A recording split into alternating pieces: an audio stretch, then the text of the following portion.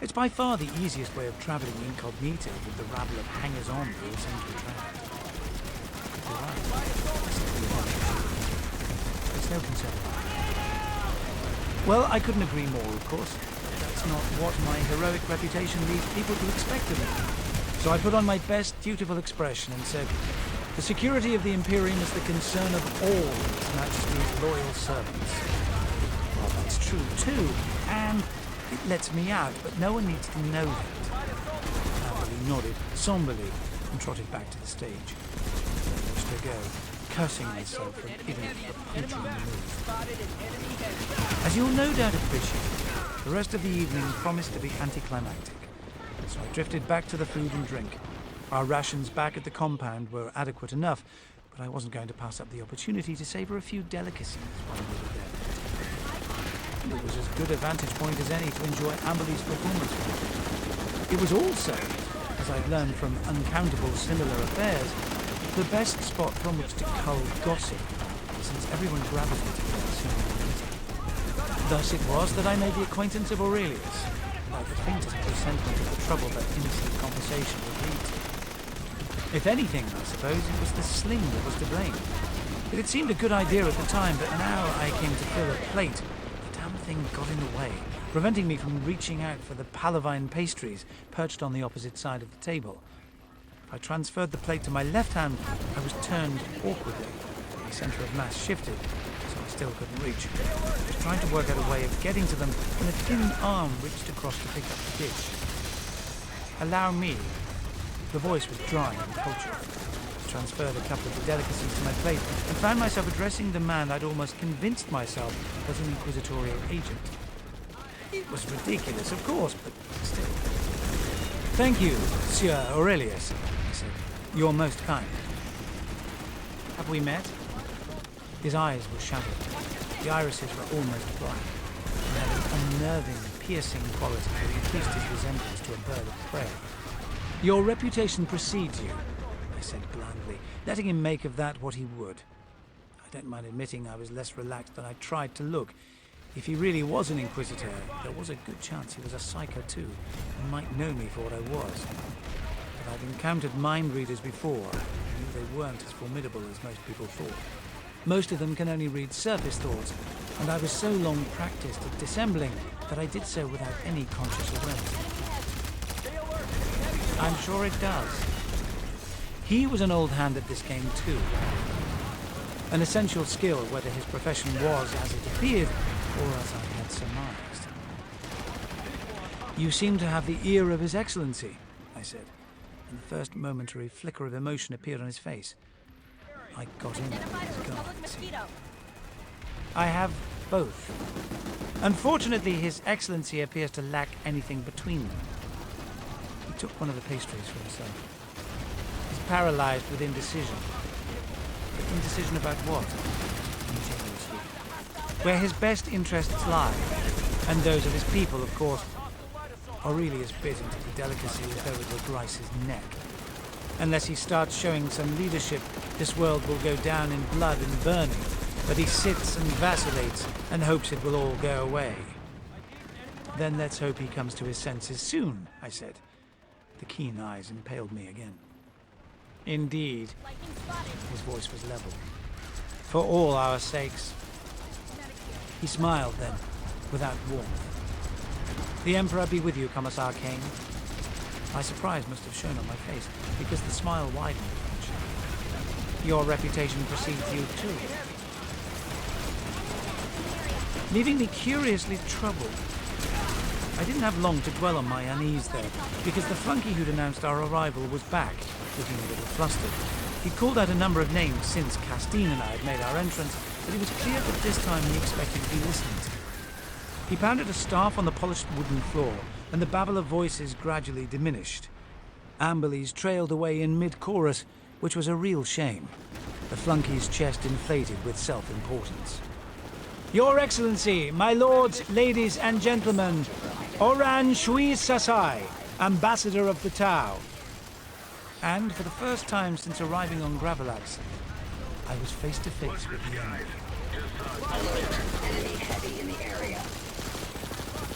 Chapter 5.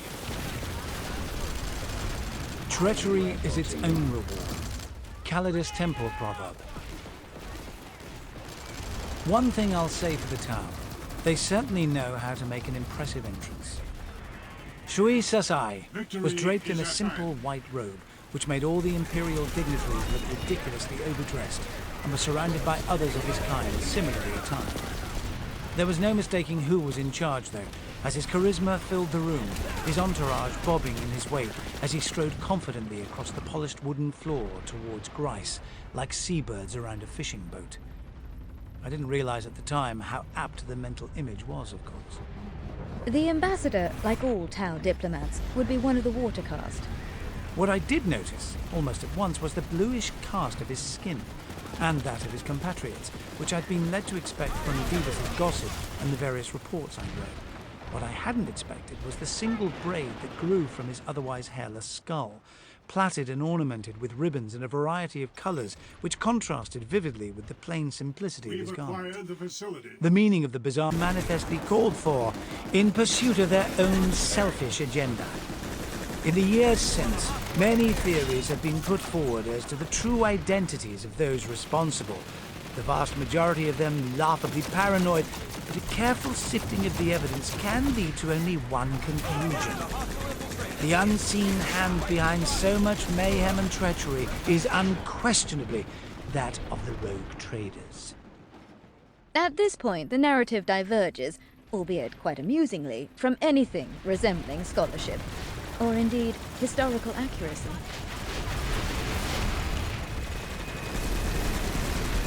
Chapter 6. When in deadly danger, when beset by doubt, run in little circles, wave your arms and shout. Parody of the Litany of Command, popular among Commissar cadets. Well, I've seen my share of city fighting over the years, and given my choice of battlefield, an urban area is about the last one I'd pick. The streets channel you into fire lanes. Every window or doorway can conceal a sniper, and the buildings around you frack up your tactical awareness. If they're not blocking your line of sight, they're distorting sounds. The overlapping echoes make it virtually impossible to pinpoint where the enemy fire is coming from.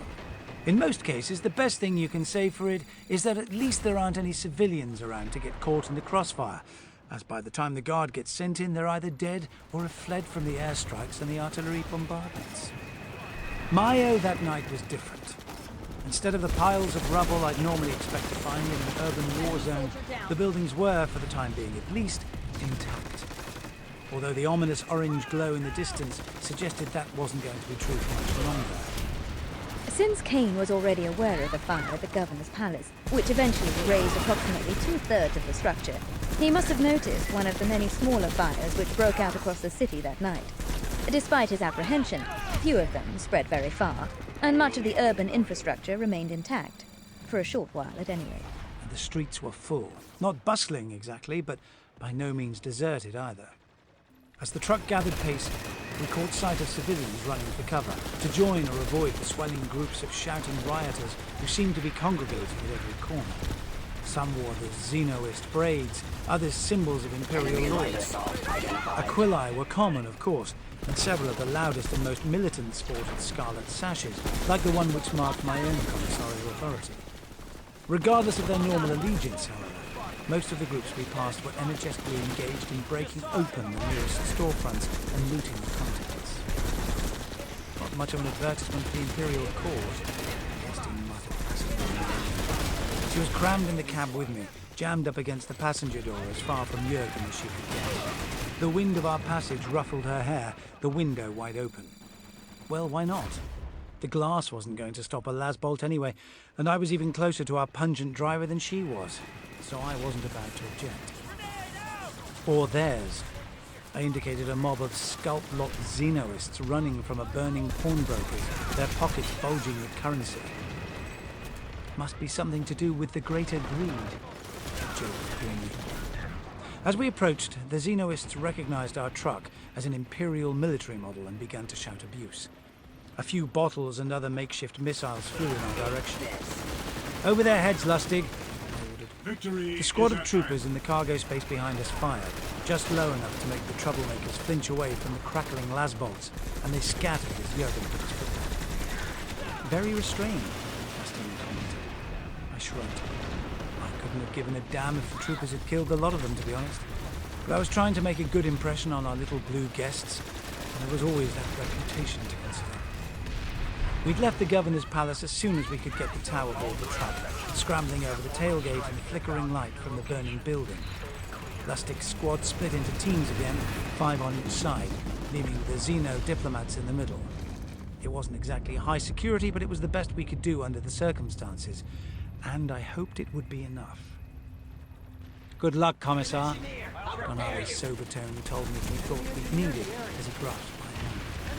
I shook it firmly, thankful for the augmetics that prevented the tremors in my bowels from transmitting themselves as far as my fingers, and nodded gravely. The Emperor protects, I intoned with pious hypocrisy, and climbed into the cab.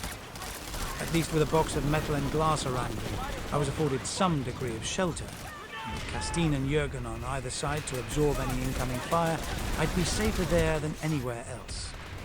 The Emperor, as I've noted on more than one occasion, tends to extend his protection more readily to those who take as many precautions as possible for themselves. Donali stood and watched us leave, silhouetted in the flickering light from the flames, and turned back towards the burning building as he passed out of sight. To my vague surprise, I found myself hoping he survived the night. I don't normally have much time for diplomats, but he struck me as a decent sort. He seemed to be going to a lot of trouble to keep me from getting shot. At least in the abstract, preventing a war wasn't going to do me a damn bit of good if some Xenoist rioters stove my skull in with a paving slab this evening, so I was alert for any potential threat as we made our way through the troubled city. Left here, Castine was guiding Jurgen with the aid of a tactical net, hoping to avoid the worst of the trouble. We passed a couple of street brawls, but the worst of the rioting appeared to be happening elsewhere. You truly allow So yourself far, to so lose. good, I said, tempting fate once more, and typically fate obliged. As we turned out of the alleyway into one of those broad thoroughfares, which had so excited my unease on the journey into the city from the starport, I could see figures up ahead through the windscreen. Metal barrels had been pushed into the roadway, forming the spine of a makeshift barricade, and fires had been set inside a couple of them. Roadblock, Jurgen said unnecessarily and glanced at me for orders. Ease off, I said, considering the situation. No point drawing their fire unless we have to. Figures were moving slowly towards us, lasguns leveled, silhouetted against the firelight. I squinted, trying to identify them. They wore plain fatigues, a colour I couldn't quite identify in the yellowish glow, but which looked grey or blue, and light flak armour of an even darker shade. Kane's memory might be playing him false here, as the standard uniform colour of the Gravelaxian PDF was actually magenta, with terracotta body armour. On the other hand, he might just have been confused by the firelight affecting his colour perception. PDF, Castine confirmed after a moment listening to the tactical note. Loyalist, supporting the Arbites. Thank the Emperor for that, I said, and Vox blustered. They're friendlies, apparently. Understood. The sergeant's voice was calm, picking up on my qualification, and I was pretty sure the troopers would be ready if we turned out to be mistaken. Call me paranoid if you like, and I'll cheerfully admit to it, but I didn't get to an honourable retirement by having a trusting nature. A single figure was stepping out in front of the truck now, a hand raised, and Jurgen coasted to a halt. I straightened my uniform cap and tried to look as commissarial as I could manage. Who goes there? He was young, I noticed. His face still pitted with acne scars, and his helmet looked too big for his head. A lieutenant's rank insignia had been painted in the centre of it, clearly visible, typical PDF sloppiness. The last thing you want in a firefight is an obvious sign saying, "Shoot me, I'm an officer." But then no one in the PDF ever really expects to go into combat. They make the grade the next time the guard come recruiting, and that hadn't happened on Gravelax in generations. Colonel Castine, Valhallan 597, and Commissar Kane. Castine leaned out of the cab window to talk to him. Order your men aside. I can't do that. His jaw took on a stubborn set. I'm sorry. Really? Castine looked at him as though she'd just found him on the sole of her boot. I was under the impression that a colonel outranks a lieutenant. Isn't that so, Commissar? In my experience. I leaned past her to address the young pup directly. Or do you do things differently on Gravelax? He paled visibly as I raked him with the number 2 blade. No, Commissar, but I've been ordered not to let anyone past under any circumstances.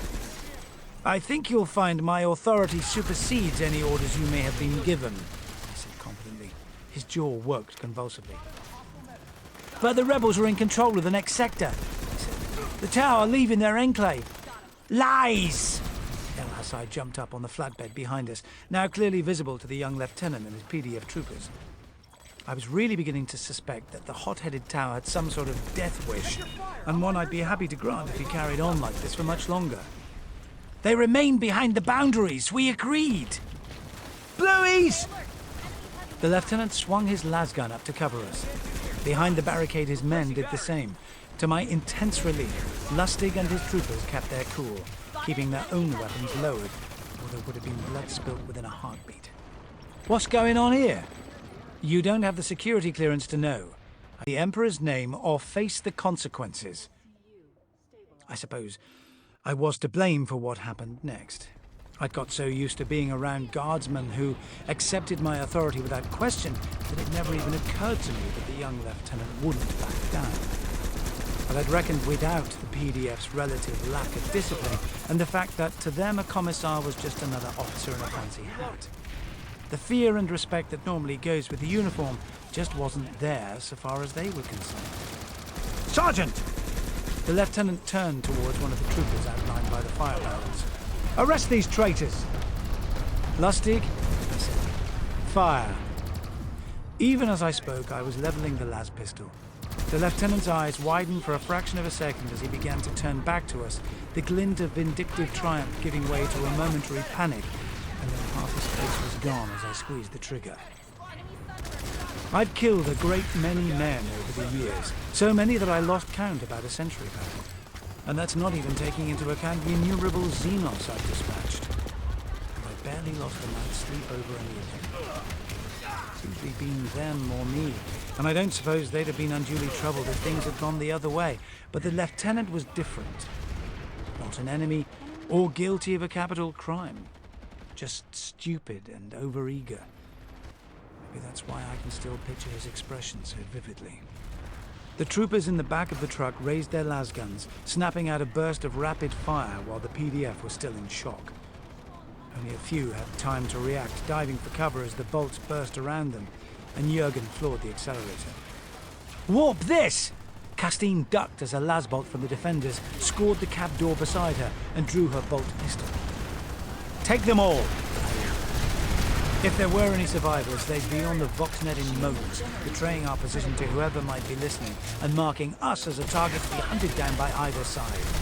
I was within my rights, lads. They'd refused a direct order, which was more than enough reason for any commissar to have done the same. But I couldn't help thinking of the lengths I'd gone to in order to avoid executing the 5 troopers aboard the Righteous Rough, who deserved it far more than these fools had. No matter. Jurgen floored the accelerator and we burst through the barricade, a tardy PDF trooper falling beneath our wheels with a scream and an unpleasant crunching sound, vaguely reminiscent of someone treading hard on a thin wooden box. The first line of barrels scattered like skittles, spinning away across the thoroughfare, clanging into the sides of buildings and inflicting severe dents in the bodywork of the ground cars parked nearby. By the time they stopped moving, most of the men opposing us were already dead. Whatever skills they'd acquired in basic training were pitifully inadequate in the face of veteran troopers who'd have fought a high fleet and survived. A few tried to stand their ground, snapping off hasty and badly aimed shots before the superior marksmanship of the Valhallans blew bloody, self-cauterizing craters through heads and body armor. A muffled curse over the Voxling told me that one of the troopers had been hit by the ragged return fire, but if she was able to swear like that, it couldn't be all that serious. Hold on, Commissar! Jurgen gunned the engine, and a jolt bounced through the truck as he knocked one of the burning barrels in the second rank aside. It spilled, blazing promethium spreading across the road behind us, consuming the bodies of the dead. Runner! Castine tracked her target with the bolt pistol and fired. A thin trail of smoke connected the barrel with the back of a fleeing PDF man, punching through his body armor and exploding in a rain of blood and bowel. "Nice shooting, Colonel," I tapped the comrade. "Lustig?" "That was the last one, sir," he said flatly. I could tell how he felt. Gunning down a virtually defenseless ally was hardly the blooding any of us would have chosen for our new regiment. It had been necessary, I kept telling myself. "Any casualties?" "Trooper Penland caught a ricochet, just minor flash burns." "Glad to hear it," I said. I hesitated. I needed to say something now to maintain morale, but for once in my life my glib tongue had deserted me. Tell them I appreciate what they just did." "Yes, sir."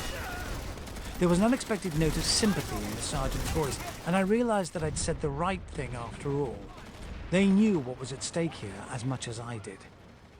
We were silent for a long time after that. There was nothing to say after all. I'd hoped that distressing incident would have been enough of a blood price to see our mission through. Of course, I reckoned with that the insensate mentality of the mob. The divisions between the Loyalist and Xenoist factions had had generations to fester here, and the animosity ran deep. As we came closer to the Tau Enclave, we began to see signs of bloody faction fighting that would have looked less out of place in the Underhive than the prosperous merchant city we were driving through. Bodies were lying in the streets, or in a few cases, hung from illuminated poles, Loyalists and Xenoists alike. Most of them are in no condition of eternal allegiance, or, for that matter, very much less. Steen shook her head. "Have you ever seen anything like this?" she asked, more in shock than because she expected an answer. To a visible surprise, I nodded. "Not often. And then only in the wake of a chaos incursion or an orc attack. Never inflicted by ordinary citizens on their neighbors." I shuddered, reflecting on how close to the surface of the mundane world such savagery lurked, and how easily everything we fought to defend against it could be swept away if it wasn't for the ceaseless vigilance of the enemy. "Disturbance up ahead, Commissar," Jurgen said, easing up the inside. I peered through the windscreen. A baying mob filled the street, milling around a high wall with a huge bronze gate in the centre, blocking the thoroughfare. Even without the distinctive curving architecture, I would have been sure we'd reached our destination. "The perimeter of the Tau Trading Enclave," Elsarat confirmed when I retuned my conduit. "But gaining entry may prove problematic." "Problematic be warped," I snapped undiplomatically. I hadn't come all this way and shed all that blood to be balked this close to our goal. "I'll get you in there if I have to throw you over the wall." "I doubt that Guela muscles are sufficiently well developed," the Tau responded dryly. I'd been right. He did have a sense of humor. "An alternative strategy would be preferable." "I have a plan." I stared at him in surprise. Abstract thinking was never exactly his forte. "A particularly devious one, no doubt," I said. He nodded, immune to sarcasm. "We could go through the gate," he suggested. Castine made a peculiar noise, halfway between a snort and a hiccup. "We could," I agreed, "except that there's about 1,000 rioters between us and it." "But they're all Xenoists," Jurgen said. "So they'll just let us through, won't they?" "We've lost the facility." Well, they might have done, I thought, if we weren't wearing Imperial Guard uniforms and driving an Imperial Guard truck. But then again... "Jurgen, you're a genius," I said, with a little less sarcasm than before. "Why fruck around when the direct approach might work?" I voxed Lustig and Elsarat again. "Can we get the Tau somewhere visible?" In a moment, the Xenos were standing, flanked by the troopers, and Elsarat was hissing away on his vox again. Jurgen slowed the truck to a crawl and blew the horn loudly to attract the crowd's attention. A few heads turned in our direction, then more, as a sullen groundswell of hostility began to build. A couple of rock-creaked chunks bounced from the windscreen, leaving small starred impact craters in the armor glass. Castine wound her side window up, clearly deciding that Jurgen's body odor was better than concussion. For a short while. "Whenever you're ready," I suggested, thankful I wasn't out in the open in the back of the truck. Maybe this wasn't such a brilliant idea after all, I found myself thinking. Please desist for the greater good. Elsoraf must have had interpreted as a guarantee that the crowd would continue to behave themselves. Much appreciated, I assured him, as the rest of the Xenos clambered down and began trooping into their enclave. Armed warriors in body armor came forward to meet them, their faces hidden inside blank-visaged helmets. I caught sight of something else moving behind the gate and turned my head to it. Dreadnoughts.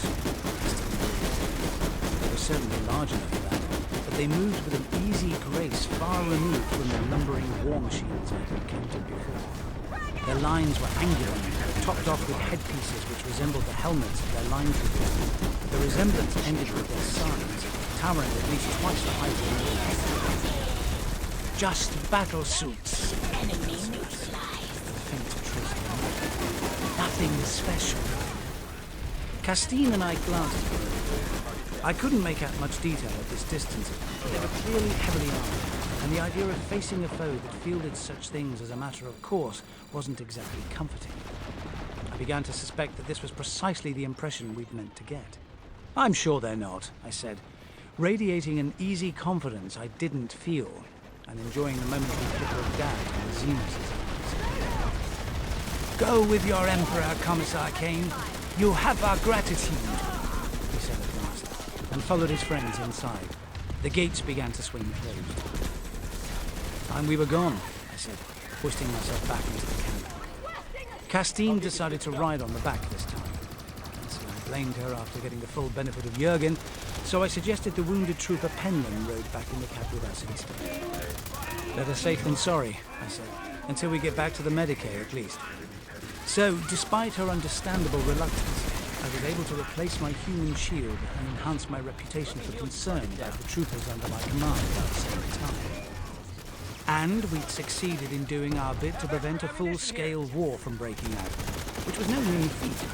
So, all in all, I could have been forgiven for feeling a little smug as we made our way back to our own staging area. So why, instead, did I keep thinking about the PDF troopers we'd been forced to kill, and wondering whose plans we'd derailed by their sacrifice? Imminent success is all. Chapter 7. The gratitude of the powerful is a heavy weight to bear. Gilbran Quayle, Collected Essays.